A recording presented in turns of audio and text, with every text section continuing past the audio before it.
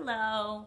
So the last video I happened to mention that I was addressing, I thought anyway, some people that might be in the beginning stages of a narcissistic relationship. They don't even know the word narcissism yet. Maybe they fell into this channel from a friend, or maybe they happened upon it because it happened to show up and they saw the dog. I don't know what makes people tune in. I wish I did. And thank you for anyone that subscribes. Please keep subscribing and sharing. I want this channel to grow so everybody gets this information. That's the goal. Everybody has to get this information. It's been a very slow growth. So I guess I'm supposed to say, like, subscribe, share. I don't say that ever, but I guess I'm supposed to say that. But there are 7 points to remember when you're dating a narcissist. And you might say, well, how would I know? These new people, they might not even know they're dating a narcissist. You're correct, because I didn't know. And so they're going to go through all of the cycle. And when they do, they're going to start to see these different things. And so I'm just making this so that it will maybe put things in the forefront of your mind about which to be on alert or careful or just aware, right? Awareness is the best way that I can say it. So 7 points to remember when you're with a narcissist is, this is hard. They lie constantly and they swear on anything they need to swear on. I swear and this is the thing that makes you believe them, because I swear on my kids, I swear on my mother, I read a comment one time in one of the chat rooms or things that I look at, not chat room, that's not a word anymore, but you know, one of the comments to one of the things I follow, and she said, oh my God, his parents should have been dead 10 times. By the way he says, I swear on, she was saying, by the way, he would say, I swear on my parents' lives, but he was lying every time. How somebody can do that, the universe is listening, God is listening, there's no way on God's green earth, I think most healthy people would swear on something when they know that they're lying. The narcissist will. I'm here to tell you, your narcissist will do that. So if they're telling you something, you think it sounds unbelievable, and they say, ooh, but I swear, don't take that to mean that they're telling you the truth just because they swear on something. They'll swear on anything. Anything! They'll swear on anything. Huh, mommy? So just don't take that to mean they're telling the truth. I wanted to make sure that I made that point clear, okay? Number 2, they cheat. It's just a fact. And with cheating is the betrayal and the triangulation and the gaslighting and the devaluing, and then rinse and repeat. Unfortunately, I think it's a rinse and repeat cycle.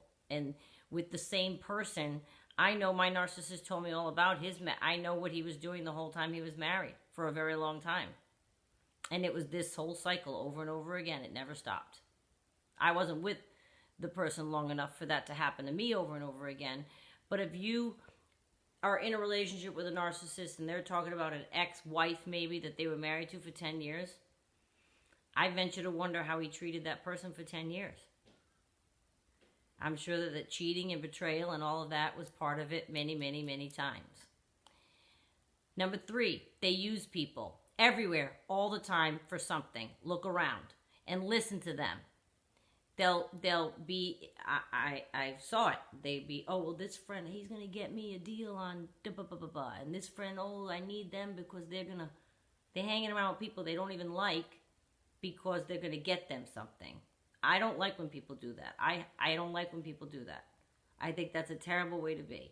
Be independent, pay for what you need in life. Don't borrow it. Don't make friends help you. Now, look, Renee, I'm low on money. I needed my friends to help me move. That's not what I'm talking about. You know what I'm talking about. There are things that people do, and they remain friends with people that are against the grain of even what they want to do just because they're going to get something out of that person. A narcissist will do that. And pay attention to the relationships they have around and what they say about those people. And see if they genuinely like those people. I'm not saying friends can't help friends, but you know what I'm talking about. Number 4, they won't discuss anything. You'll try. And maybe you haven't even caught on yet because maybe they're still circulating the conversation and doing the word salad and making it sound like they're talking to you, but they're not really. And you walk away frustrated because you never get any answers. And they tell you, stop interrogating me. And they don't want to discuss anything. Oh, no, no, no, no. There's no discussing things, my little narcissistic victim. There is no discussing things. And you'll see that. And you might have already started to get a glimpse of that. They're really going to heed that activity when you start to try to talk to them about something and something didn't feel right and you want to have a conversation with them. Not going to go over too well. Number 5, and this is my last video, was all about this, that they don't take blame or responsibility for anything ever. And the whole last video was about that. And that is something that they all do. They can't take the responsibility or the blame. They're already filled with enough self-loathing. They can't add more. They have to push it off on you because it can't be their fault. Whatever.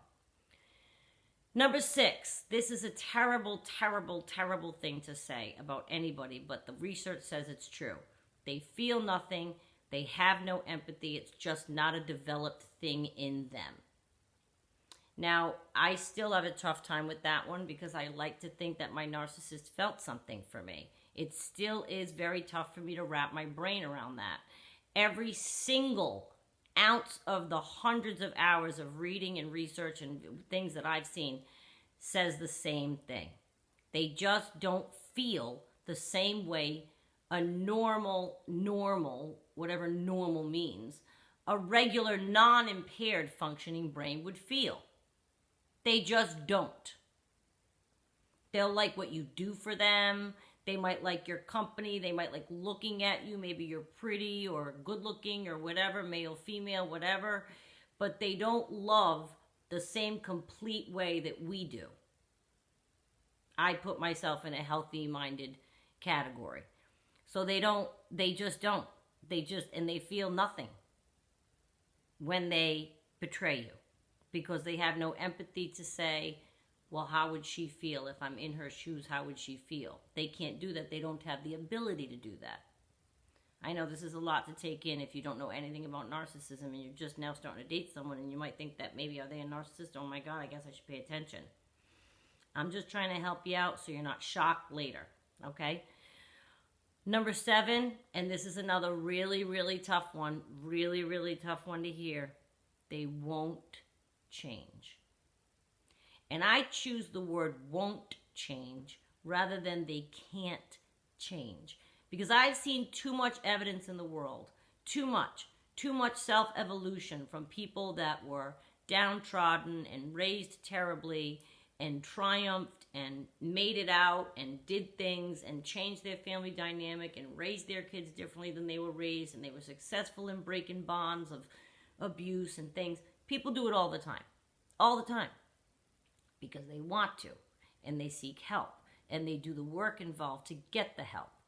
I think that the reason, and I made a video about this 3 months ago, I think the reason that they don't change is because they don't want to change, because they don't think there's anything wrong with them. That's, of course, a quality of a narcissist. They don't think there's anything wrong. Deep down inside, they do. But the forefront of their mind to themselves, they are this grandiose, wonderful character. I'm entitled to behave any way I want. There's absolutely nothing wrong with me. I'm not in your shoes. I don't feel the pain I'm causing you because I don't understand that, because I don't have empathy. So why would I change? Everything's fine. I'm doing everything fine. And if I did betray you, it's because you did something to make me do that. The blame. So it's all connected. So I guess... And I just don't want to be black and white, but the research is very black and white, that they won't change, they don't change, they can't change. I'd like to think anyone on earth can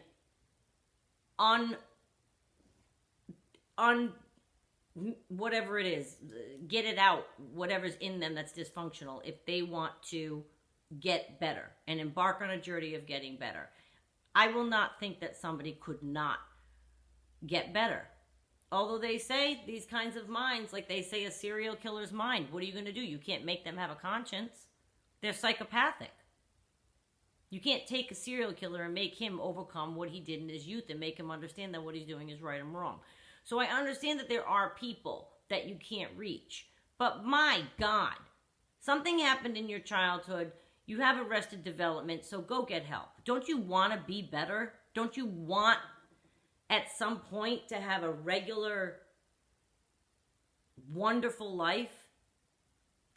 So they say that they won't change. So that's number 7. So I just wanted you to hear those points and keep them in mind as you're dating your narcissist. And you will see all these things come up. And if you do not, well, then maybe you're not dating a narcissist.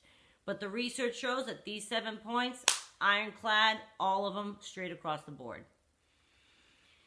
It's a tough road, but good luck and chin up. And we're all in this together. Keep watching videos and keep figuring it out. You'll find your path. You will. Stay true to yourself, though. Very important. Okay.